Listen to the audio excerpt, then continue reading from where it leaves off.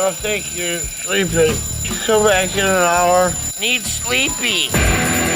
Please go away. Let me sleep for the love of God! It's now time for the Billy C. Morning Show, part of the Billy C. Boxing Network. Interact with the show at BillyCBoxing.com. And we're coming to you live from the Billy C. Studios in Lake George, New York. I'm Bill Caligiero, and it's time for the Billy C. Morning Show. Good morning, everybody. And today's Friday, fan-driven Friday. We'll be opening up the phone lines for you. You guys are going to drive the show today.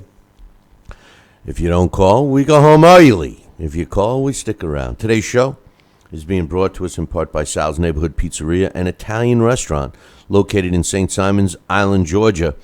Check out the website, www.salsneighborhoodpizzeria.com.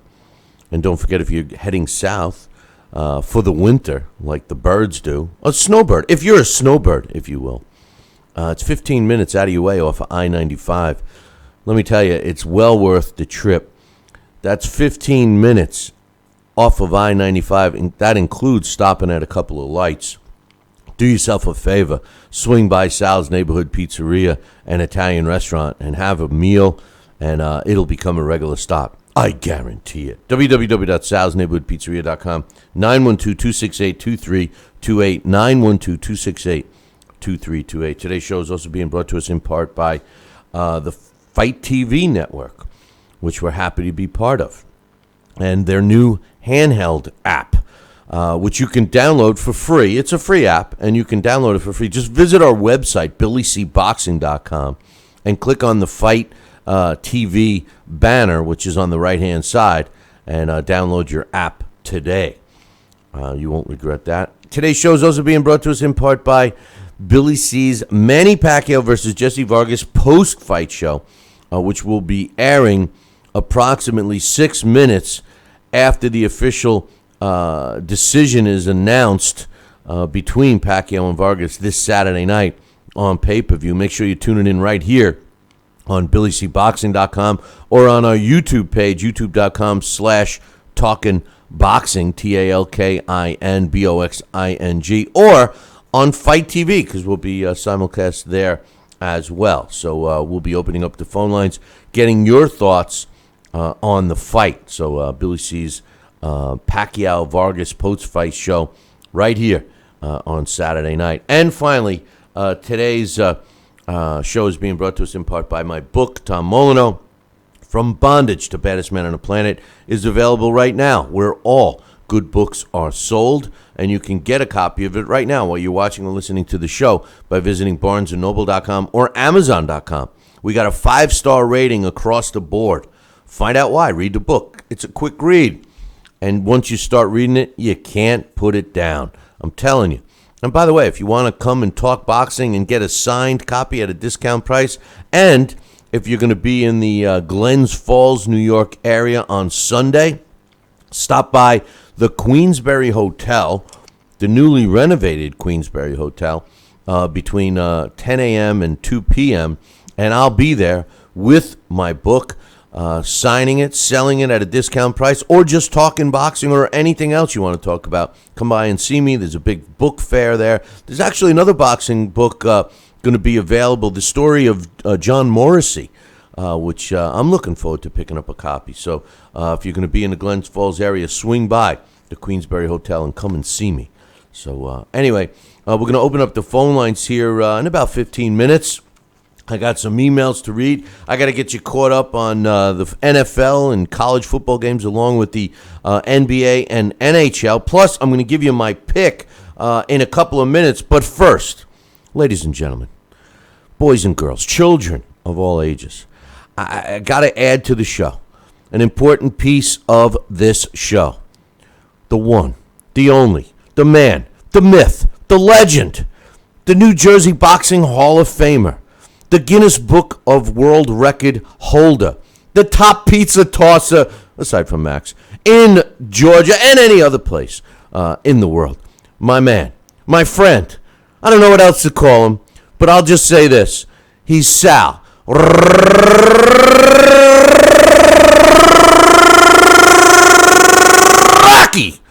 SenaCola. Good morning, Sal. Good morning. I'm gonna call you my author too, my agent, my manager. Hey, whenever you get around to sitting down with me, so I can start your damn book. Yeah, that's right. It's hey, you guys think you wait a long time for Sal to get a damn T-shirt out of the guy? You should try and be me. I'm trying to write a book about him, and I can't even get him to sit down and talk to me for a day. I'm getting those pictures together. I got those pictures. Yeah, that's right. I gave you I forgot about that assignment. I gave you that like 6 months ago to get all of that stuff. But together. I'm finding them. They're coming out. I'm opening up the boxes. Hey, listen. Don't forget. I've been living on the lam, man. People think I'm hiding or something. I've had to move since my divorce. I've been going from one place to another. Hey, sometimes I don't want people to know where I am. Hey, every guy does that after they throw the girl to the curb. But hey, listen, Vinny Paz did the same thing, and he's already got a movie out. He dug up all his stuff. About making a movie of me, and all of a sudden, I think I avoided that too long. I don't know. I'm already a has-been before I ever was. Yeah, I might have to write another book before you get around, and then you might be my third one. But anyway, hey Sal, let's get everybody caught up on some let's see what's some going scores on here. First. Then we'll read some emails, then we'll open up the phone lines, and we'll see how long we get to work to this morning. But in the NFL, Thursday Night Football to kick off this week. The Atlanta Falcons were all over the Buccaneers, 43-28 in that game. I turned it on. I saw the first kickoff, and then I nodded out. And all of a sudden, I look up, and the score was they already had double digits, and I was like, "What happened?"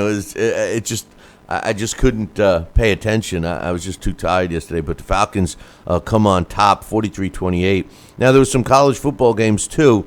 Oklahoma beat Iowa State 34-24. Colorado topped UCLA 20-10. Ohio beat Buffalo 34-10, and Arkansas State over Georgia State 31-16. Also, in the professional sports, we had NBA action last night. The Magic beat the Kings 102-94. Evan Fournier led the way for the Magic, 29 points, a rebound, and an assist. The Bucks beat the Pacers 125-107. Giannis Antetokounmpo had 27 points, 7 rebounds, and 9 assists. The Nuggets beat the Timberwolves 102-99. Danilo Gallinari, nice Italian-sounding name, 19 points, 5 rebounds, and 2 assists to lead the Nuggets. The Cavaliers, behind LeBron James, beat the Celtics in a pretty entertaining high-scoring game, 128-122. LeBron had 30 points, 7 rebounds, and 12 assists. 3 more rebounds, and he would have had a triple-double. And finally, the Warriors topped the Thunder 122-96. And the feuding guys both led their teams. Kevin Durant led the Warriors, 39 points, 7 rebounds, and an assist, while Russell Westbrook led the Thunder, 20 points, 6 rebounds, and 10 assists. Over in the NHL, the Maple Leafs topped the Sabres 2-1. The Flyers over my Islanders 3-2 in overtime. The Rangers keep winning 5-3 over the Oilers. The Capitals 4-3 over the Jets, and like I always say, any Jet team loses. That game went into OT as well. The Senators over the Canucks 1-0. The Bruins over the Lightning 4-3 in a shootout. The Panthers over the Devils 4-3 in overtime. The Blackhawks doing very well as well. Blackhawks 4, Avalanche 0. The Stars beat the Blues 6-2. The Coyotes over the Predators 3-2 in a shootout. The Kings over the Penguins 3-2 in overtime. And those Flames, Sal, the Flames, they Here you go again. The Flames were on top in this game, 3-2 over the Sharks in NHL action last night. So that's what pretty much took place. We got a busy weekend of football, and I have my picks I want to give. I have an official diamond pick I'm going to give away right now. that normally people pay for. Year to date, right now, when I play these, I only pick ones that I'm in the 90% sure, and my stats show it. 12 out of 14 with a push, 85.7% winning percentage this week. I'm not sure. I mean, the odds makers are usually dead on with out of Vegas with the point spread and stuff. But this game, I'm a little confused. I don't know if somebody's not playing or what. I did all my research, but the Cowboys are playing the Browns, and they're only laying 6.5 points. I'm sure that's going to go up before game day. So my diamond pick, which I call actually my crystal ball pick for this week, play the Cowboys. Try and get them as low as you can. I wouldn't go more than 7.5, but I got them at 6.5. Cowboys minus 6.5 against the Browns. I think the Cowboys are one of the best teams in the NFL. Dak Prescott is a rookie quarterback that's lighting it up, really. I mean, they say that there's rumor that there's half the team wants Romo back. I can't see why. The Cowboys are heading towards a playoff position behind Dak Prescott. If I'm the Cowboys, I don't make any changes. Play the Cowboys minus 6.5. I'd go as much as 7.5, but don't lay any more than that over the Browns. That's my crystal ball pick for the week, Sal. But what do you think about the Cowboys? About the Giants? The Giants are playing the Eagles, and I actually played the Eagles, but that's not a crystal ball. What are you trying to? Once again, I'm trying to get some clarity. Yeah, once again, you haven't. Come on, I got to keep food on the table. I sell these picks, and you're divulging my picks on there for free. Come on, I'll buy it from you. you. Let's talk later. I'll tell you right now, play the Eagles. The Giants don't have a chance in that game. But I think the Giants need to refresh their quarterback. But did I say that? Well, I don't know if it's Eli. I don't know if it's Eli. The Giants are banged up, similar to the Jets. Both the secondaries suck. And in today's game, I mean, you got to listen. Everybody doesn't like Rex Ryan, but when he was with the Jets and he had the best secondary pretty much in football, the Jets were tough to beat. If you have a good secondary and you have a decent front four and you have a couple of good linebackers. Well, if you have all of that, you have a really good defense. So chances are it sounds like my staff. Yeah, yeah, it is. You have an all-pro staff. I do. I got superstars. But anyway, let's read a couple of emails and so we can open up the phone lines here, Sal. My man Jesse says, "Hey Billy, ESPN mentioned that this Game 7 World Series was the best, but I watched the Twins against the Braves in '91, and that was one of my best to watch, and not to mention when the Yankees played Arizona and the Marlins against Cleveland." What's your thoughts? The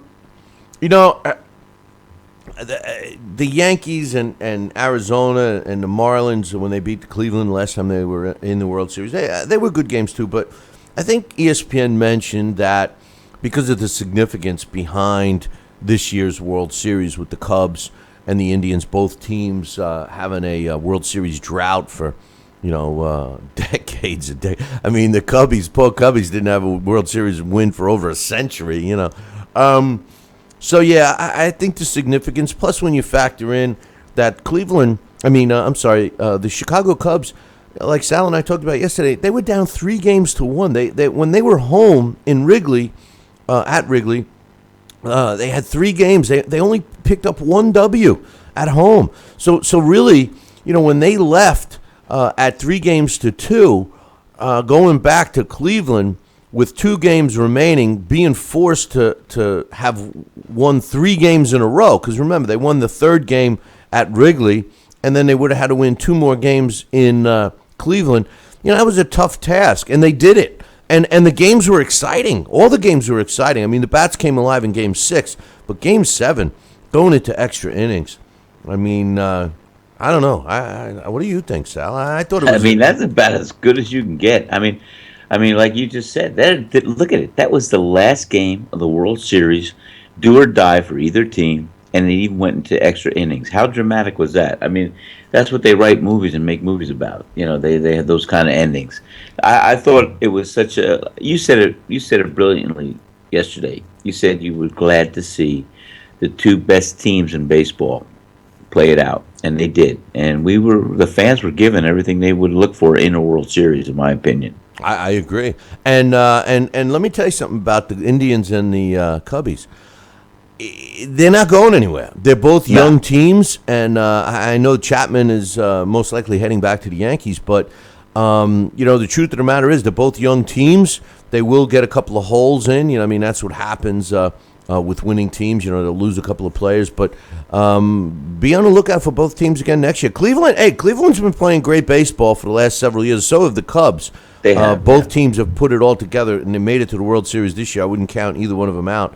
Early line is the Cubs to win it all again next year. Anyway, so that's my thoughts on that. Jesse says, hey, Sal, will you be going? I think somebody else asked you this as well about the Falcons, but Jesse says, Sal, will you be going to the new Atlanta Braves stadium that's scheduled to open up next season? Are you, Sal? Absolutely. I would love to go to an Atlanta Falcon game, Atlanta Braves game. And, I think that when that stadium opens up, I'll have plenty of opportunities to go with one of my fellow Georgians. I haven't been to a Georgia Bulldog game or Falcon or Braves game, but you never know. I'd love to go. It'd be interesting. It'd be great to see a new stadium. I still want to get back up to New York to see the new Yankee Stadium, even though my heart's in the old stadium. Sal should be a politician because the way he his middle name should be Fred Astaire. The way he dances around. I do dance, man. I could parry a punch and I could dance a wall. So he says, Sal and Billy C., your thoughts on Top Rank signing 16-year-old Gabe Flores Jr. from Stockton, California, which is just about half hour from where I am. He says he got emotional in a press conference on how he lost his mother and his uncle to gang violence, and he wants to be a role model to the Stockton area people and the kids to show them that there's better choices than gangs. It's always nice to hear a feel-good story, and although this kid has suffered a lot, to take that negativity, which is hard to do, Sal. I mean, you lose your mother, and in his case, his uncle as well, to something. It's very easy for a young person to turn around and basically be negative about everything. And this kid has used boxing to look at it in a positive light. And I wish him all the best. And listen, Top Rank signing him at 16, he's wants to turn pro early, can only mean that Top Rank sees the talent in this kid. And I wish him all the best. What do you think? No, I think you're absolutely right. You hit it right on the head. And, some of the youth today, they do need good role models like this. And maybe this kid has a message to his community and that people could look to or gravitate to, especially the young kids that are growing up. Every parent that has a newborn holds that baby in their arms and says, you know what? This kid's special. This kid's going to be this. Nobody says they're going to bring somebody that's not into the world special. And, you want good things for the kid. Kids grow up. Maybe they don't have the direction. Maybe they don't have the guidance by a loving family. And maybe they wander off the path and they get into trouble. And every time they do, they got to either crawl back up on that path and straighten out and live and learn and go on, or they keep falling down a slippery slope. They go from one mistake to another until it's too far gone to get back on that path. So, maybe this is a good insight that this kid could empathize and could relate some stories and could be a good role model for these kids. And let's face it, boxing has done that for millions of young kids. It's given them a hope. It's given them a dream. It's giving them a goal. And, it did for me. And not that I was a bad kid, but it was something to turn to. And, so I think that you need these good role models out there to help elevate the kids that have no direction, that have no leadership, that have no real goals of parents or something in their life that can help guide them. So good luck to this kid. And Top Rank, as you said, son, he met 16 years of age. Jeez, I mean that says a lot about his talent and his ability that was recognized by some top pros in their field. Yeah, boxing's given a lot of young people a good ass beating too. I mean, It sure the hell has. Wake up. And let me tell you, I'm not so sure, but I'm sure there are some crazy parents out there that hold that newborn in their arms and say, "Oh God, my kid, he's going to be doing 8 to 50 for murder someday. I'm so proud. Yeah. But there you go again. I'm only kidding. Let's move on to another email. This one's from Joel. Let's move on to another email. Yes, this one's from Joel. Go ahead, but thank you. He says, "Hey Billy C, I noticed you left some fights off the challenge this week. Then I wanted to turn onto the question with Pacquiao-Vargas being the biggest fight this weekend. I was wondering what off the radar European fight are you most excited for?" You got DiCarlos. He's saying you're passionate because he's Italian. He says Tyrone Zuge 2, Vlad Zarek, Harth, or Anvi Yildirim against Schiller Hippolyte. I'd probably say I'm most interested in DiCarlo Zuge since the Italian DiCarlo has fought 4 times already in Germany and beat Fagenbets in their rematch after their first fight was highly controversial with the scoring. And the first fight, Zuge fight, went to a draw. I feel DiCarlo will get into Germany this weekend and decision or stop Zuge for another upset. I probably want to see how good the Montreal fighter Hippolyte is, but feel Anvini will decision or TKO him late. What's your and Sal's thoughts on all of these fights? I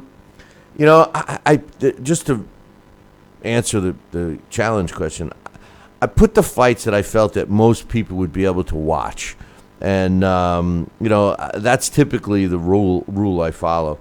All these fights are competitive. I love the rematches. The DiCarlo and Tyrone Zuge fight, I would probably be more interested in. I'm not a big fan of Hippolyte. I think that he's a little overrated. So, as far as those fights, I think the DiCarlo and Zuge fight is the one that I am most interested in. For that one, Joel, but thanks for the email. I got one last email, and we'll open up the phone lines. This one is from our man Chris from Canada. Sal, he says, Robert the Ghost Guerrero versus David Peralta. With so many cherry-picking opponents like the Ghost did with Peralta, what are the ramifications of a cherry pick gone wrong, and does it happen to Danny Garcia in his next upcoming fight? First of all, let's point something out about cherry picking, Sal. Yes. Throughout history of boxing, there's always been many great fighters, even the best ever, Sugar Ray Robinson, or Muhammad Ali, a great fighter, or Sugar Ray Leonard, or Marvin Hagler, and the list goes on and on. There have been fights that during their careers that we could say were cherry-picked. I don't necessarily have a problem with fighters taking on, an opponent that they should beat easily from time to time. That's not what my beef is with what goes on today. My beef with what goes on today is that a main fighter takes a cherry-picked fight and then pounds their chest like they just beat King Kong. That's where my problem is. That's the problem. That's what I have a problem. What's the story, Jerry? That's the story. If a fighter, and then the other thing is they need, 9 months to prepare for a fight. They fight 3 times a year, and we're giving them Fighter of the Year awards because they were so busy. That's the kind of stuff that's aggravating. If fighters fought even 6 times a year, and 4 of those fights were cherry picks, and 2 were top-notch, really top, quality fights, I probably wouldn't complain. I would like it more if half of them were top-notch fights, but I probably wouldn't complain. What do you think? I think you just hit it on the head. It's when they know they're going in a ring with a much lesser opponent, and fighters have that inclining and vision that when they pound their chest like, hey, guess what? this is what I just did, or this is what I'm gonna do, and I'm the baddest man in the ring. That's a little bit of a overkill, if you will, and just be humble, go in there, do whatever you want with this easy fight, tune it up, show it up, and learn and develop your skill, or polish and hone in, and get something that you could benefit out of it. But don't tell anybody that you're going to be this one and that one, because you beat a much lesser opponent that you were supposed to beat. You got Danny Garcia in his next fight. I mean, obviously that's supposed to be a tune-up fight for him and Thurman, which is a joke because he's already a champion, Danny Garcia. So, to give him a tune-up fight is as Mike Tyson would say, ludicrous. And, as far as Robert Agos Guerrero fighting Peralta, Robert Agos Guerrero has lost several fights in a row here. And I think there's a question of what he's got left. So I think in his case he gets a pass as long as they're not billing it as a top-notch fight. I haven't even seen any promotion on that fight yet, so we'll have to wait and see. Phone lines are open, 845-228-8710. What's your thoughts? Pacquiao-Vargas, you got any final thoughts? You got any other boxing or sports-related question? Give us a call, 845-228-8710. What's your final thoughts on Pacquiao-Vargas for Saturday night, Sal? Oh, boy. I'll tell you. Do you want to hear the politicians' feedback? I'll tell you what. All in all, I've seen both fighters. Pacquiao has speed on his side. Even though he's aging, he's still faster than Vargas.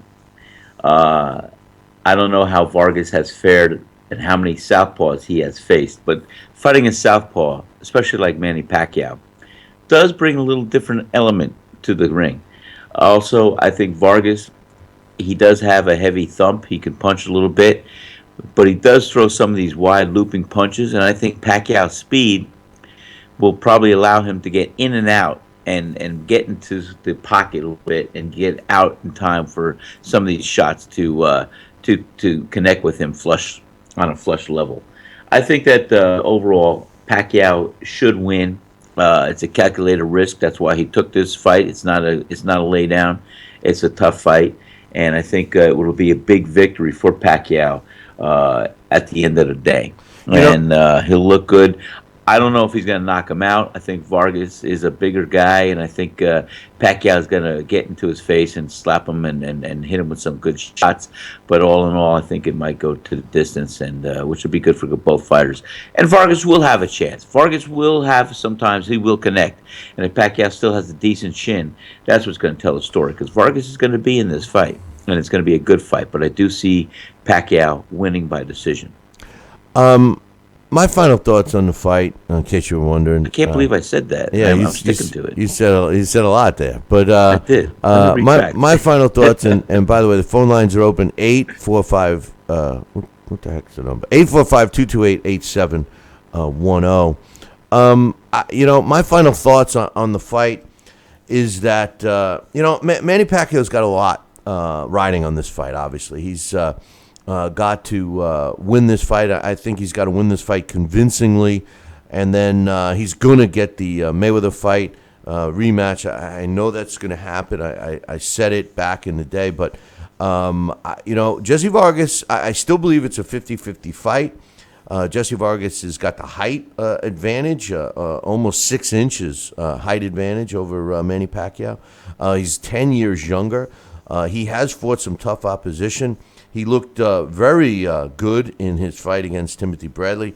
But at the end of the day, Manny Pacquiao, even a Manny Pacquiao that's not 100% or not the same Manny Pacquiao as he was 5 years ago, I can't help but look back at the performance that Manny Pacquiao had against Antonio Margarito, which, was a long time ago already, 6 years ago. Will almost be to the day when Manny gets into the ring this weekend.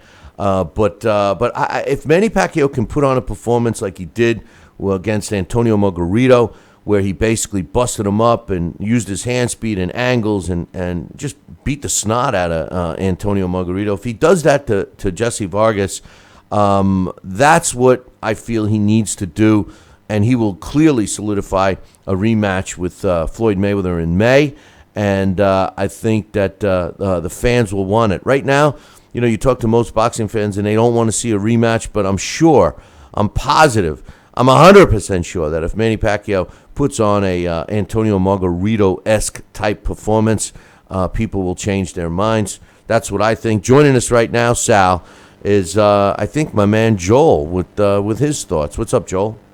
What's up, guys? How are you? Sal, what's up, buddy? Good morning, Joel. How are you, my friend? Doing well. I gotta say, BC, I hope a lot of people who are ordering this pay-per-view on Saturday night don't have the mindset that it's the guy who beat the guy, because people might say, oh yeah, Timothy Bradley beat Vargas, and what was that, last year? There's no way that Vargas can beat Pacquiao, because Pacquiao beat Bradley. You can't look at it like that. Yeah. I think I kind of heard what Sal said, that Pacquiao might win the decision. I would agree with that. I could agree with. I mean, there's a couple things. I could also see Pacquiao stopping him late, and I could see Vargas winning late. Winning the decision. So I wouldn't be totally surprised. I was talking to Bax on Twitter last night, and he didn't think it'd be a huge upset. I think the lines are Pacquiao's minus 700, and Vargas is around 400, plus 400 or plus 450. But I wouldn't sleep on Vargas. If you were someone who likes to bet on boxing. Not with those lines, because Vargas isn't going to win a decision. Well, although I've witnessed ringside Vargas get some gifts in terms of decisions, he's not going to win a decision against Manny Pacquiao. But he could stop Manny. Jessie Vargas is despite what Dax brought up yesterday on the show, saying Vargas hasn't had a knockout in a while. He is a power puncher, and Manny Pacquiao is way smaller. And we've seen that if you connect with Manny, you can hurt him. I mean, Juan Manuel Marquez proved that, knocked him out cold. I think it changed the style of Manny Pacquiao. So I don't think that Vargas is going to win a decision here, but he could stop Manny, and I think we're going to see Saturday night. I really think it's a good fight, and nothing for nothing, but the card is good. So I'm looking forward to it, and I have a feeling that based on the success of Top Rank doing this pay-per-view, may drive future promoters to try and produce and distribute pay-per-views on their own and eliminate the big cable companies, although it makes life a hell of a lot easier for them to have the cable companies do it.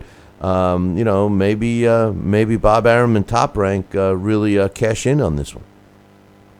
I agree with that. And like I told you a couple weeks ago, I enjoyed those Top Rank cards when they were bringing up, when Top Rank had, basically brought in Chavez Jr., and he was fighting Matt Vanda in Vegas, and they had 5 or 6 fights with Lamont Peterson and versus Leonardo Tyner and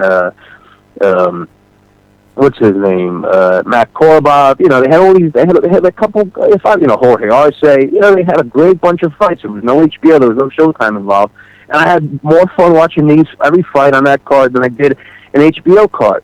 I decided like last week, I'm going to pass tomorrow night on the pay-per-view because of UFC.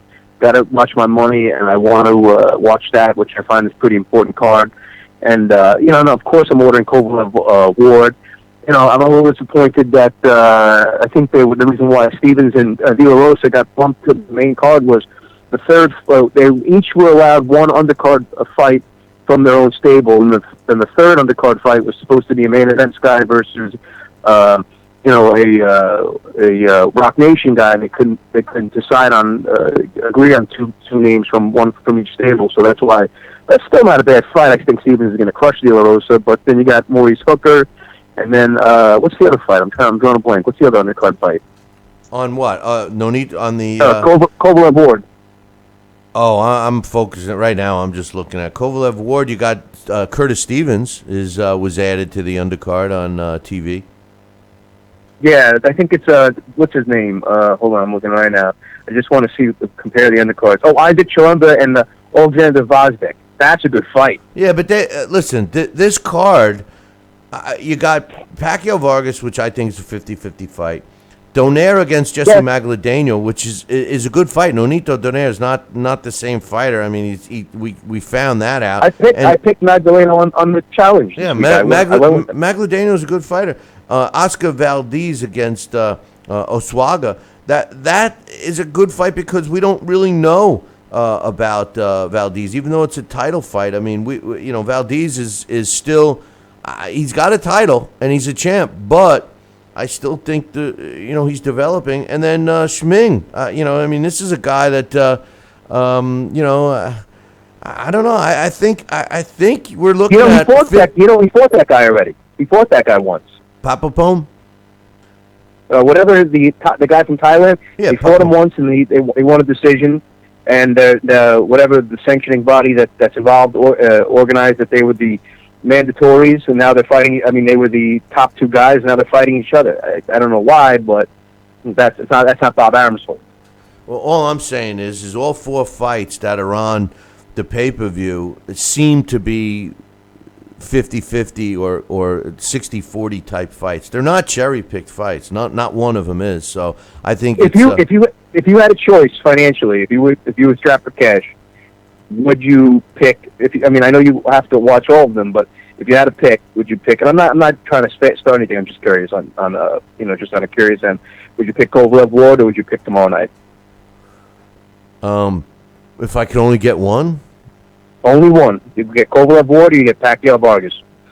That's a tough one. I think, I tell you the truth. The Kovalev Ward fight is got more ramifications and stuff. I agree. 100%. But I don't know. I always like watching Manny Pacquiao fight, and I do want to. I'm hoping that we see a good performance from Manny. But the significance behind Kovalev Ward is much more. But I personally will be getting both. Yeah. Oh no. Yeah. I'm gonna find a stream. And what do you think, Sal? I want to hear your thoughts. You think if you had to pick one, would you agree with BC ramifications? Kovalev Ward's bigger, or would you go with Pacquiao-Vargas? Well, that's a good question. For me, I'll tell you what. I think Kovalev and Ward, to me, is a bigger fight, and for the reason it's the future.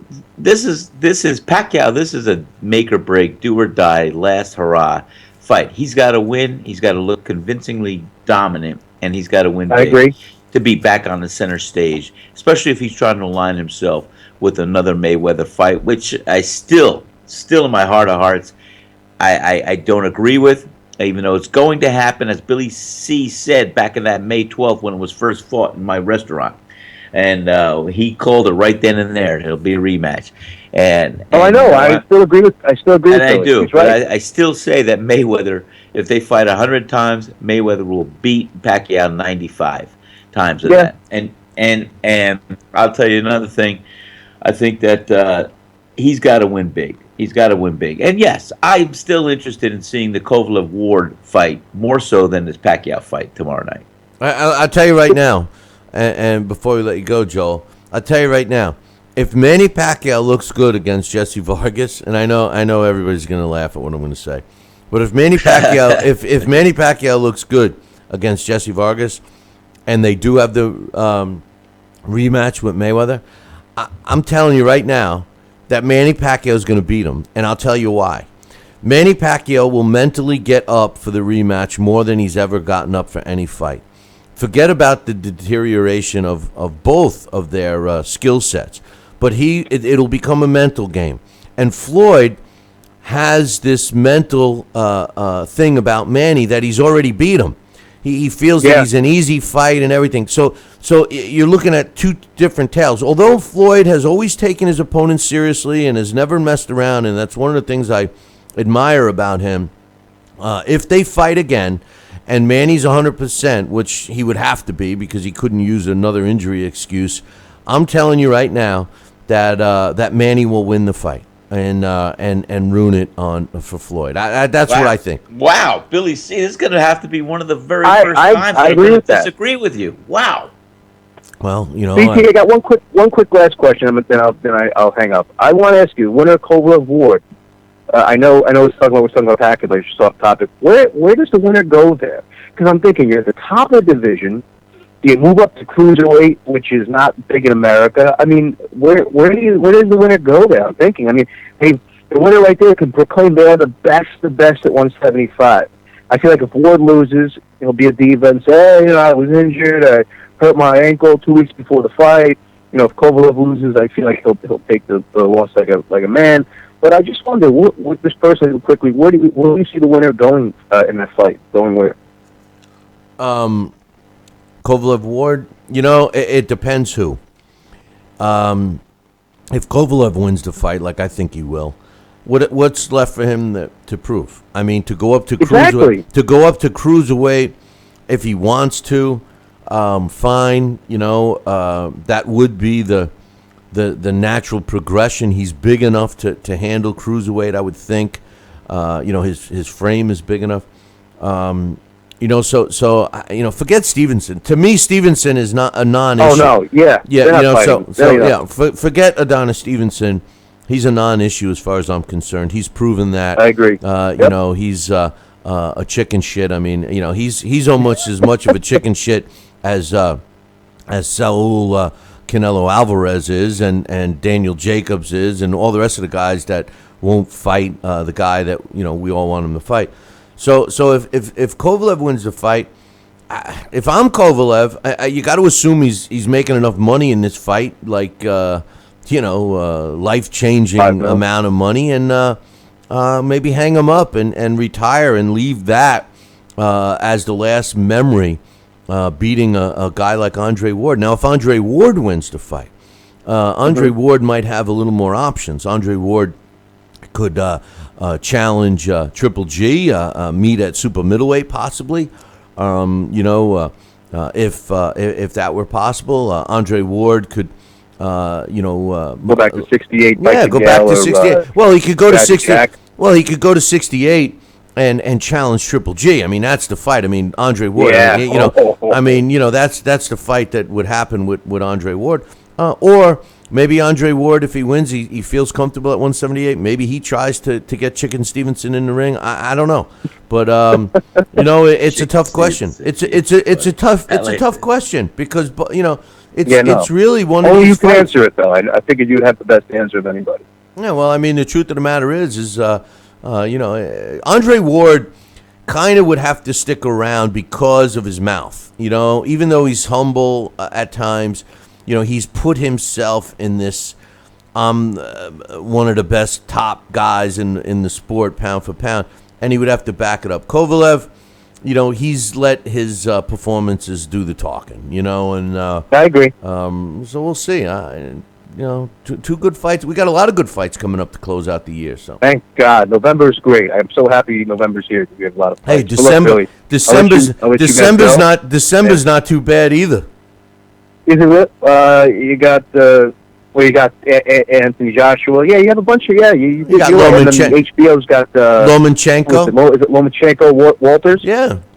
So we got some good fights coming up to close out 2016. So anyway, I'm happy. Joe, enjoy the fight. You guys have a great weekend. Hey, make sure you show up for the post fight. Yes, I'm going to tune in with UFC. I'm going to be watching both. So I'll definitely be tuning in. You guys have a great weekend, Billy. Enjoy your football and your boxing, and I'll talk to you guys next week. All right, take care. You got it, buddy. Take care, Joel. Take care. Phone line is open, 845-228-8710. We just heard from Joel, and he throws some pretty good questions out us. Where does, I mean, we're jumping Pacquiao-Vargas fight this weekend. It's the fight that, we're trying to focus on. But he throws out two tough questions. Well, if you could only get one, which one would you get? Kovalev Ward. Kovalev Ward has way more significance than Pacquiao Jessie Vargas. But I would go rob a convenience store and make sure you could get both because I like what this one. the fight itself, Kovalev signifies Ward. a big well, thing. the fight itself, Kovalev Ward, has more significance for the sport of boxing as far as a weight division is concerned. There's no question. But Pacquiao-Vargas has a couple of other things that I look at. Number one, not only is it a gauge for us to see how Pacquiao is, but it's also a gauge to see how, the promotional aspect, the Top Rank doing the pay-per-view distribution, et cetera, how that works out. Because that's the way it used to be. Do we take a turn? Do we go back to the future, so to speak? And do promoters start to do this? I think that at the end of the day, the promotional companies, the competitors with Top Rank, are going to be looking at that more than the fight. How did he do? Did they do okay? Did he make out? Now they don't have to cut the cable company and the production costs into their revenue. They bring their own team. They foot their own bill, and all that profit goes to them. The only people they're splitting it with is the platforms that they're going to be offering the show on. So I think that's important too. I think you're right. What about the other fights? Nonito Donaire against Jessie Magladeno. That's a good fight too, the co-main event. I mean, we haven't seen Donaire in a bit. Jessie Magladeno is a good fighter. It's funny. I met Jessie and his brother Dago. We both did. They both did an interview with me while I was out in Vegas doing a show for a week one time. And Jessie is the younger one, and a close friend of mine who was a big fan of Jessie, God rest her soul. She's passed on, my friend Julie. But Jessie Magladeno doesn't even follow the sport of boxing. He's one of these guys that goes to the gym and puts 110%. He's a college grad. He's all of this stuff. He doesn't even follow the sport outside of who's in front of him. When you fought, were you a fan or did you just fight? Me? Yeah, you. Me? The other end of the phone? Me? Yeah, you. No, you know what? Let me tell you something. I ate boxing. I lived boxing. I loved boxing. I think, I was thinking about this. I think I loved boxing almost too much because I didn't have that greed or need factor built in. I knew, I loved boxing. I was a fan, but I was a fighter, and I was proud to be in that fraternity of fighters and honing in on my craft and wanting to fight anybody and everybody. I was a fan, but I was also proud to be a member of a fraternity that I think is long gone on some levels. But I was a fan. I loved every fight. I saw every fight. I looked at every fight. I had my top fighters, and there wasn't anything that could be tripped up on. I just made it my diet every day of fighting and fighting. That's all. Knew everything that was going on in the game. Knew about the promotional outfits. Knew this and that. I ate it all. It was my craft, my career, my life, my love, and that's it. Did I answer that? Yeah, you did overkill. You did Senator SenaCola. I used to say I will fight for the title for nothing. I mean, I don't care. Let me go get it. Let me this, and that's what I'm saying. Maybe if I looked at boxing more as a business for me, because don't forget, Billy, I knew I had some talents. I had the ability. I could succeed in anything I chose to do on some level.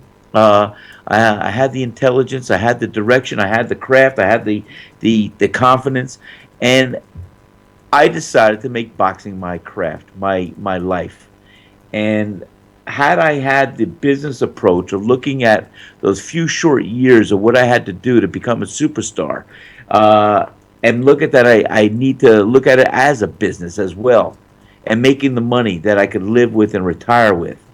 Maybe I would have had a different path, a little bit different or serious note as far as the business aspect. Because I swear, I'd fight today, and I still want to fight. I'd fight anybody for nothing. I mean, I just love fighting. Yeah, that's what your ex-wife told me the other day when she called. Easy. But listen, Senator SenaCola, now I'm a senator. Well, because you talk like a politician. I just got a text from Kayla. She agrees with everything you said about Pacquiao beating Mayweather. my lovely girlfriend Kayla, who is a big fight fan, by the way. Well, she's She agrees with you. Well, secretly she wants me instead of you anyway. So of course she's going to agree with me. I mean, come on. But listen, Manny Pacquiao, he's got so much on the line here, and I really think if she's referring to my Mayweather prediction, Mayweather. It's no surprise. I can't stand the guy. I mean, I think he was the worst thing for the sport. But what I do give him credit for is he always stays in shape. He never gets out of shape. It's something that you're adamant about with these fighters that, get crazy and then they need 9 months to prepare because they got to, stop eating donuts and shit. But, the truth of the matter is Floyd is always in shape. He knows who he's going to fight months before he fights. So he's got the edge there. Where he can prepare a game plan, et cetera, et cetera. But at the end of the day, Sal, boxing is mental. Most of it is mental. It is. And I have a feeling, and we've heard it from Floyd Sr., we've heard it from Floyd Jr., we've heard it from guys like you who say, if they fought 100 times, Floyd beats them 90 times, 95 times. The truth of the matter is that's hard. That confidence is hard to put on hold or kick to the curb and focus. So that confidence level is going to be in the back of Floyd's mind. He's going to feel that he's going to have the same type of night that he had back in May of last year. And the truth of the matter is Manny Pacquiao is going to be the complete opposite. He's going to be, I got to do this. I got to do this for the fans. I got to prove that, I did have an injury. I did have a problem, et cetera, et cetera. And, how many times does a mental part of the game excel and make a fighter or any athlete for that matter play above and beyond their natural capabilities? It happens more often than not, doesn't it? Yeah, and that's just it. You have, fighting is so mental. It really is. And you've got to, and that's what I'm saying. You're looking at a professional, whether you like him or not, in Mayweather. He's been through the gamut. He knows where he is, and so does Pacquiao on that level. And that's why I just feel that Mayweather, whether you like him or not, I think he is. Yes, he's confident. He handled Pacquiao in a dominant fashion that first fight, and I think he brought his A game. Pacquiao, I just don't like the excuses. And Pacquiao, if he was ever going to be mentally into a fight, that should have been the fight he was mentally into, injury or not. You just have no excuses for that. And I just don't think that Pacquiao is going to rise on any different level than what we saw that night as far as his ability. Even if he could have used a shoulder a little bit better or different. I think it was just his attitude, his stumbling in the block a little bit and everything else, because there's more he could have done if he really wanted to believe that he was going to win that night. And I didn't see it in him. I didn't see it as a fighter looking into a fighter's eye. I didn't see it. And Mayweather, I saw a dominant, confident Mayweather just figuring out his opponent like he always does, and then closing the show like he did. And I think that's going to be the same thing we're going to see. It might be a different approach. Well, look at what we saw when we saw poor Joe Frazier try to fight George Foreman for the second time in a rematch. I mean, there you had the same case. This is Joe Frazier. He's fully prepared. He knows what to expect now. And, he's going to fight a gigantic, strong guy that's going to lift him up off his feet with an uppercut. Joe Frazier couldn't do anything else but become vulnerable and fall down again because he got beat by somebody that was so superior in ability. So I that's why I think Mayweather will always beat Pacquiao. Yeah. Yeah. I mean, I know. Listen. I got a case. You got a case. Well, I mean, listen. Mayweather wouldn't fight Pacquiao if he didn't think like you are. Like, he wouldn't, because that's what Mayweather does. It's what he does. It's like those Geico commercials. It's what they do. But he takes no risk, and he obviously he wants a 50th win to pound his chest. He's a typical, what I don't like about the cherry pickers, pounding his chest after he beats someone that isn't relevant. Although Pacquiao is, for Mayweather he is. I think Mayweather got a lot of criticism for the Andre Berto fight. And, if he does come back for a 50th fight, it's got to be against somebody substantial. And when you look at the names that, could be possible opponents, the only name in the mix that the public would accept is Manny Pacquiao. Listen, the public would love to see Floyd fight Keith Thurman or Sean Porter or Errol Spence or Kell Brook or Triple G. I mean, we all would love. Those are all tough fights. And I'll tell you what, they're too tough. Not going to beat every one of those guys. No, he can't beat. Listen, I don't think he can't beat 2/3 of those guys. He's not beating Triple G. No, Floyd will never beat Triple G. That's number one. No, Floyd. Never. I don't think Floyd can beat Kell Brook. I don't think Floyd. I don't think Floyd can beat Errol Spence. I do think Floyd could beat and steal a fight from Keith Thurman, because I don't think Keith Thurman is as good as Keith Thurman thinks he is. He thinks he's good now. He is good. He was very, very good in the last fight we saw him, which could be fight of the year. But I'll tell you what. I think you're right. I think he thinks he's a little bit better than what he is. And Mayweather going in there would probably have another approach here. See, here's why I don't think he could beat Thurman, and why I think that. Let me hear. And here's another aspect of it that I know people are going to disagree with me on, but I think that Sean Porter could beat Floyd Mayweather, even though Sean Porter lost to Keith Thurman. I think Porter can beat Mayweather, and I don't think that Thurman can beat Mayweather, and here's why. Porter is a relentless fighter that comes at you and tries to press the action. His downfall is he leaves himself open, and he is wild at times. You could almost say that he's similar to Marcos Maidana, who Floyd had a close fight with the first one, and it wasn't close in the second. Now Keith Thurman does have a chin, and he is a power puncher. He kept Sean Porter at bay with power shots. Even though he took shots and he did get hurt in that fight, he was able to counter with more hard shots that would stop Sean Porter in his tracks, which he did that night. Nobody got knocked out, but he felt those punches. Floyd Mayweather will not be able to keep Sean Porter at bay. Sean Porter will overwhelm him and eventually catch up with Mayweather at this stage of Mayweather's career. Now we're talking about today's Mayweather. No, and I can see where you're going. We're not talking about that relentless attack. Porter does. Yeah, we're not talking about Mayweather 8 years ago, 5 years ago, because I wouldn't be saying it. Okay, we're talking about Mayweather today. All right. Now Keith Thurman, although Keith Thurman is more solid from a boxing standpoint, and he does have pop. That's where Floyd could outbox him. It would be more of a boxing match, and Floyd is a better boxer. So Floyd would beat Thurman, but I don't think he beats Sean Porter. So that's my great case, Bill. Great points too. And as you and I know, styles make fights. And just because one fighter could beat another fighter doesn't mean he's going to beat another fighter. Well, you know what I mean. Right. Follow that train of thought. Right. But the truth of the matter is, yes, I could see your point. That's a strong point, and I could agree with it because you have two different styles there. You have a boxer versus a boxer, and I think Mayweather would be the better boxer against the Thurman.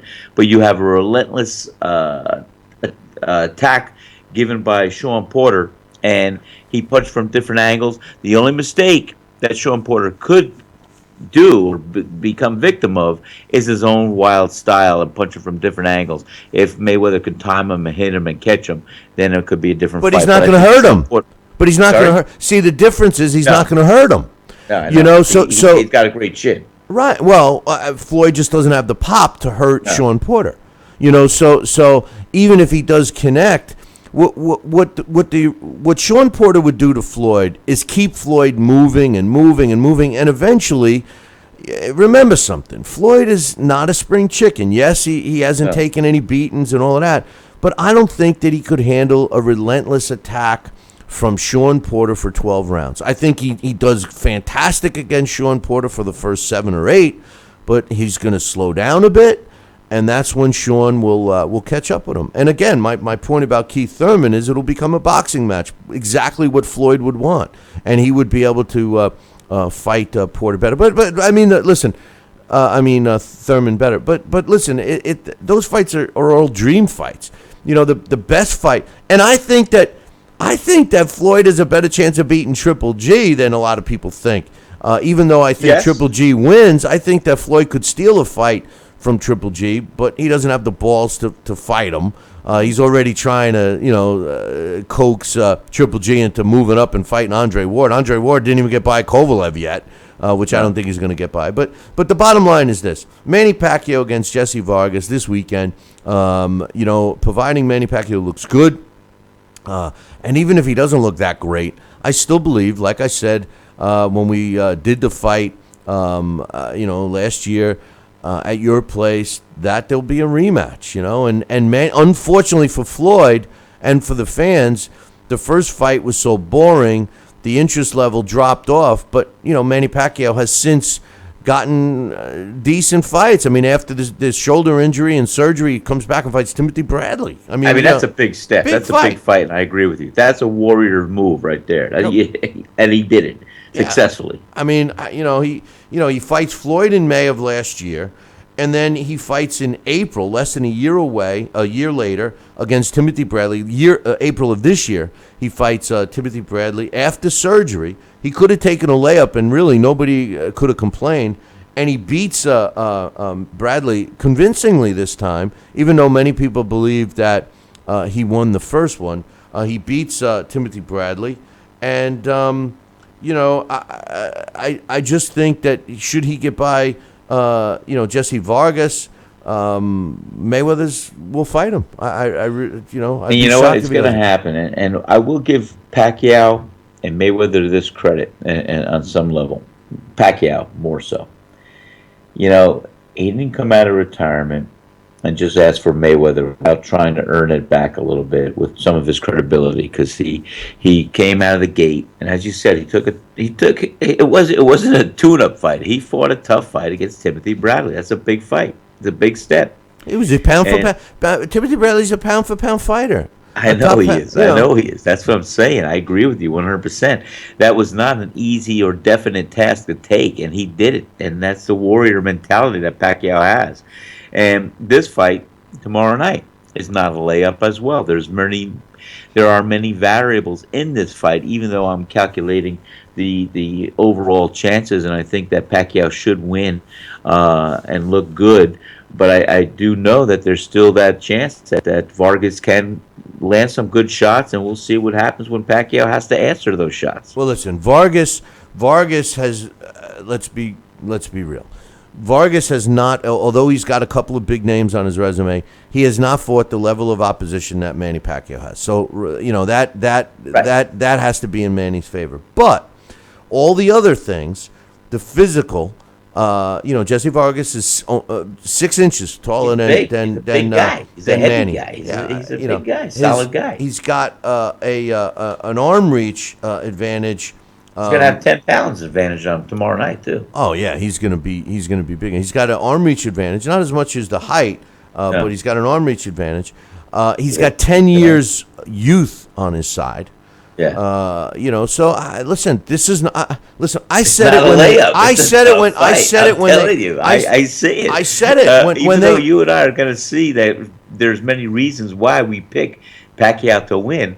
This is not a layup. This is not a tune-up. Did I say tune-up? Well, the point is going to be a good, tough fight. There are many variables here. Well, when they announced the fight, I said that it's a good fight. It's a 50-50 fight. People laughed. It from the get-go. People laughed. They said, "Oh, it's an easy fight." No, it's not. Vargas is going to put on a decent show for a little bit. Let's grab one more caller here. We got one more caller on the line. Is this Mike from Michigan? This is Mike from Michigan. How you doing, my friend? What's going on, brother?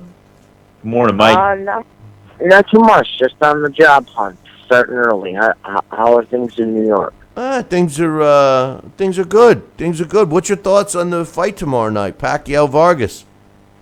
I think Pacquiao wipes him out. I think it's a 12-round shutout. I don't think Vargas has any power he's got a pretty decent chin, but I see it being more of a Pacquiao versus Diaz fight, but I don't see Vargas going down. Vargas is tough. Vargas is tough, but I think for the first half of the fight, he's going to give Manny Pacquiao some trouble. I really do. I don't think it's. I think Manny Pacquiao is going to fight a little cautiously in the beginning, and get a feel for Vargas. And I think the game plan will be to try to coast for a couple of rounds and then step it up. Fifth round on. That's what I think. I think it's going to be an entertaining card, and I'm looking forward to it. Well, who else is on the undercard? I forgot. Well, Nonito Donaire is taking on Jessie Magladeno, which is a good fight. I think that's a 50-50 fight. Oscar Valdez is taking on Jairo Aswaba, who's a former champ, I believe, and I think that's going to be a good test for Valdez. And Zhao Schming is taking on Pophome, the Thai fighter. I can't even pronounce his first name, but his last name is Pophome. I believe that's going to be a decent fight because Schming really doesn't have knockout power, and I think it's going to be a decent card, to be honest with you. You know what, Billy? A lot of people say a lot of bad things about Nonito Donaire, but I'm not one of them. And I love Nonito Donaire, and I don't care. I know he's lost a lot of his athletic ability, and I understand that he relies more on power now. But aren't his fights exciting still? Aren't his punches? Every single punch he throws just looks like it's got such bad intentions on it. I love watching that guy fight. I think what happened to Nonito Donaire is that they rushed him. They made him move up. There's this thing in boxing today where you win a title and everybody wants you to move up in weight and stuff. And I think that two things hurt Nonito Donaire. Number one is he and his father got into the disagreement. A lot had to do with Nonito Donaire's wife, and they split. I think that was a problem initially. I think the second problem was that everyone was rushing Nonito Donaire to move up in weight, and all of a sudden that power that you mentioned wasn't there anymore, where he was relying on that one shot. It wasn't happening. And he was exposed to a degree of his lack of defense, which he did not have when he was with Roach. Freddie Roach does not teach anybody defense, And what we saw is we saw him stay out of boxing for a little bit. He had an injury, had a kid that was born, got back with his pops. And I think we're seeing Nonito Donaire with a second chance mentally and physically, and I think the full story will unfold tomorrow night. Hey, I saw Nonito Donaire fight Nicholas Walters, and I saw him hurt Nicholas Walters. And I mean hurt him to where Nicholas Walters, is, even Max Kellerman tries not to use this phrase. I think Walters was on Queer Street for about 5 seconds after he got caught in that one round towards the end.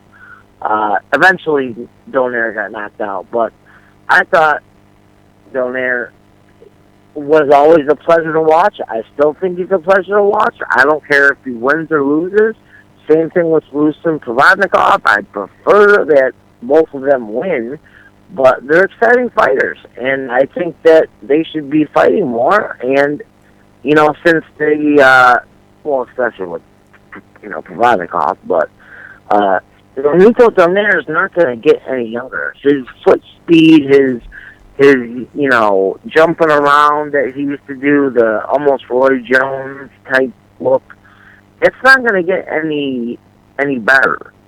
So he's got to figure out some way of a better defense with less footwork, maybe more head movement, maybe more slipping punches, delivering the right punches at the right times, not whipping sometimes. Because when you throw a Donaire, hook or something like that, that hook's got everything on it. And when you know this from being an amateur fighter. When you miss a shot that you put a lot into, that takes a lot out, doesn't it, Billy? It does. It tires fighters that try for that home run Absolutely. punch. Tires them out more than when they don't connect than when they do. But let me tell you something. Nonito Donaire does his. You're right. His biggest strength is his power. But he's in with a very technically sound fighter in Jessie Magladeno. Now, Magladeno has not fought the level of opposition that Nonito Donaire has, and Magladeno has not fought a quality opponent as good as Nonito Donaire. But what Magladeno brings to the ring tomorrow night is a technically sound, style. And with Donaire's lack of defensive skill, that could be the equalizer. So it's gonna. That's what I'm telling you, man. This card is a good card from top to bottom. At least the pay-per-view. You're Billy. Stop trying to sell me on it. I can't afford it. Right I'm not. now. Listen, whether you pay for it or whether you get it some other way, I'm just saying it's a good card. Hey, it's got to be some big restaurants, Wild Wings or something, showing this fight. No, I'm telling you, in Michigan, there's only Ultimate Fighting. That's it. Yeah, I haven't heard. Like Georgia. To be honest with you, Sal, I haven't heard this advertised anywhere. I haven't even Billy, seen you're it. so right. This is not a grassroots promotional It's thing. not. I'm telling you. I haven't. Because it should be in every gym. It should be in every restaurant. It should be in every idea It's where you not. could show this. And here's another thing. I have DirecTV. Not that I'm pulling a Sal, plugging them for free. But I haven't seen one commercial for this fight at all. Not one. So the only promotion that's happening is within the boxing world, and I think that's what Top Rank's plan was. I mean, they're not spending money on promotion, but anyway. Any final thoughts, Mike? Yes, two final thoughts. I'll be real quick about them though. The last fight I recall seeing at a local bar where just a normal bar was David Tua against Lennox Lewis when I was, I think, 13. My dad somehow got me in, and I wasn't supposed to be in, but he got me in. And it was a terrible fight. But secondly, I'm currently with a guy who's actually a pretty big fan. I've been getting him to listen to the show a little bit. And I just want you, could you just real quick tell me so he can hear how good Triple G really is?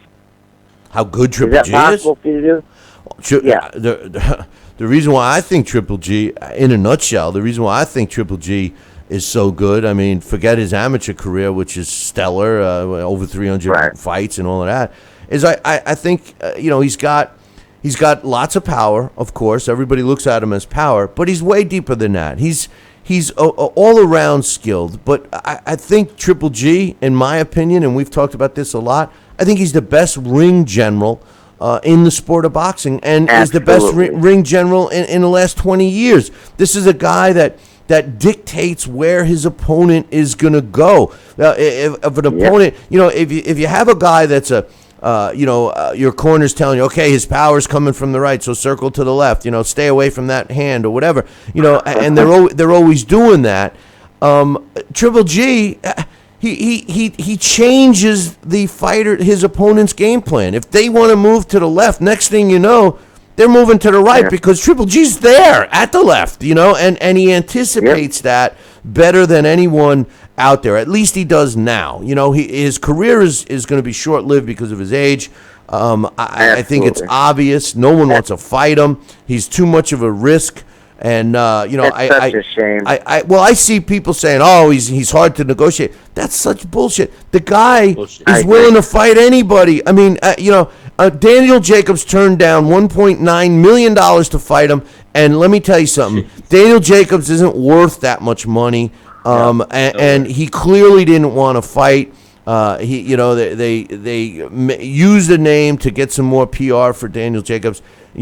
So come on. Nobody wants to fight Triple G. I give the guys who have stepped in the ring, Kell Brook, Willie Monroe, Those guys that have stepped in the ring with him, I give them all the credit in the world. Triple G is the best middleweight in the world today, no question. Saul Canelo Alvarez, the chump pussy bastard that wouldn't fight him, especially after he said, we don't have for round, we'll fight him today, we'll do this, we'll do that. Yeah, okay, you know. Yeah, he's potentially fighting Billy Joe Saunders instead of Triple G getting that shot. Of course, we all knew that he was going to do that. Billy Joe Saunders shouldn't even have a belt. No disrespect to him. That's so wrong, Billy. It's so effing wrong. It makes me sick. But that's the way the sport is, and that's the way the new fan base, they accept it. So as long as they're paying and accepting it and following it, that we're going to keep getting. Listen, promoters are in business to make money. So if they can bundle up a bag of dog shit and tell you it's a bag of gold and you believe it, then they're going to do it. You know. So come on, and that's what they do. So. Anyway, try and watch that fight tomorrow night. Get a stream somewhere or whatever, and watch it, my man.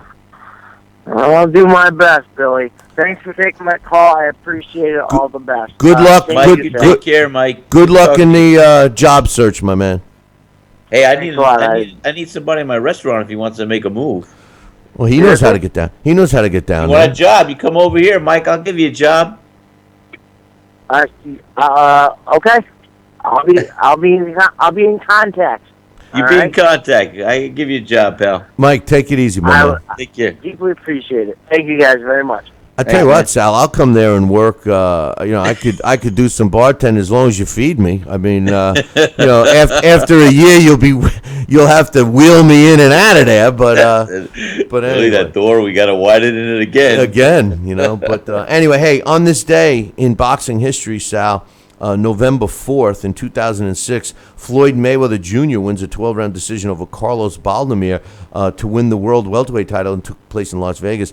And just a little asterisk, that's exactly, this fight is the fight I always use as an example of Floyd Mayweather picking the easiest route to a title. He picks Carlos Baldomir, who was a champion, no question about it, and Floyd won the title from him. But Carlos Baldomir was the easiest of all welterweight champions at that time, and Floyd picks him. But nonetheless, also on this day in 2006, Malcolm Klassen wins a 12-round decision over Gary St. Clair to win the IBF Junior Lightweight title. It took place in South Africa. On this day in 1988, Tommy the Hitman Hearns wins a 12-round majority decision over James Kitchen to win the vacant WBO World Super Middleweight title, and that took place in Vegas. On this day in 2006, Shannon Briggs knocks out Sahari Lakajevic in the 12th round to win the WBO World Heavyweight title, that took place in Arizona. On this day in 2004, Juan Baby Bull Diaz wins a 12-round decision over Julian Lorcy to retain his WBA Lightweight title, that took place in Texas. On this day in 2006, Juan Baby Bull Diaz wins a 12-round decision over Fernando Angulo to retain his WBA lightweight title. It took place in Phoenix, Arizona. And on this day, November 4th, in 1995, Riddick Bowe knocks out Evander Holyfield in the 8th round of the heavyweight fight in Vegas. Bowe improves to 38 wins and 1 loss, and Holyfield, he drops to 31-3 on this day in 1995. So I remember that. Anyway, what was the fight? That guy came in on a little parasail or something. He flew in the stadium. Fan mail. Was that with Riddick Bowe? Evander Holyfield and Lennox Lewis, right? Lennox Lewis. Oh, wait a minute. No, you're right. It was Riddick Bowe. Guy came in on a little aerial. Yeah, that was in Vegas. And we call it fan. What did they call it? I don't know what it was. This guy's zooming around the stadium, like looking to make a landing in the ring, and I thought they were going to shoot him down like a bogey. He crashed into the ropes. He was all tangled in the ropes. They had a delay untangling him. I know. And it was cold. It was cold in Vegas. I remember them wrapping Evander in a towel and. Everything else. But, hey, Sal, don't forget, we're going to be doing the post-fight show. And for everybody watching and listening now, we're going to be doing the post-fight show approximately 6 minutes after the official announcement is made for Manny Pacquiao against Jessie Vargas tomorrow night. So make sure you tune it in right here on BillyCBoxing.com or our YouTube channel. YouTube / Talkin Boxing, TalkinBoxing, and of course on your handheld app on Fight.tv, FITE.tv. And if you don't have the app, visit our website right now, BillyCBoxing.com, and click on the Fight TV banner, which is on the right hand side, and download the app right now. And this way you can watch the post-fight show there. We'll open up the phone lines. We'll be getting your thoughts, all that happy stuff. Sal, I look forward to having you give us your thoughts of the Pacquiao-Vargas fight tomorrow night. And I'm sure we'll be in contact. I know you got a busy night ahead, but we will look forward to that. And we'll look forward to hearing from all you guys out there when the phone lines are open. So without further ado, Sal, I want to tell everyone to make sure that they tune in tomorrow night, right after the Pacquiao-Vargas fight is over. And until then, I just want to tell everybody to enjoy the card. And I'll leave you with the ciao, baby. Ready? I'm waiting. All